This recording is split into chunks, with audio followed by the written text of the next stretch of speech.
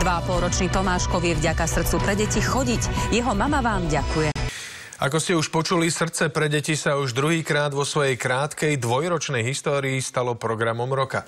Naši kolegovia, ktorí ho pre vás pripravujú, sú v kontakte s malými hrdinami po celý rok a sledujú, ako sa im darí. A tak sa Veronika Tótová vybrala za 2,5-ročným Tomáškom, ktorý sa urputne snaží dobehnúť svoje dvojča Miloška a naučiť sa chodiť.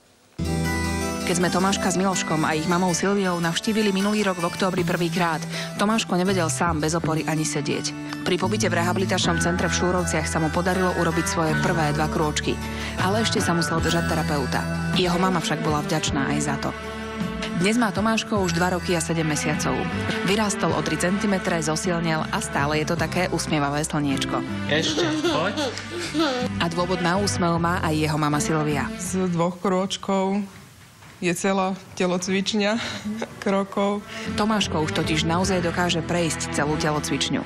Len za pomoci detského kočíka, v ktorom vozí bábiku. Hlava. Prava. Má ešte stále strach sa pustiť do priestoru. Čiže tento problém u neho riešime alternatívne tým, že dostane kočík s bábikou a ešte určitou záťažou. A tam už je schopný potom tie kroky robiť. Poď. Ukáž mi tú bábiku. Tomáško už začal aj oveľa viac komunikovať. Aké tam máme auta? Biele. Bus je tam? Pozeral si bus? Toto je už Tomáškov 3. pobyt v tomto rehabilitačnom zariadení a jeho mamina a aj lekári sú veľmi spokojní s tým, ako napreduje. Slzy v očiach a už ho vidím, ako po dvore beha s loptou. Ďalší pobyt čaká Tomáška vďaka Srdcu pre deti a teda vďaka vám už v máji. Možno už o tých pár týždňov nebude tento kočík potrebovať.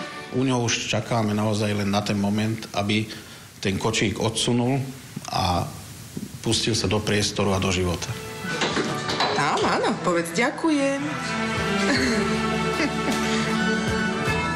Veronika Tótová, televízia Joj.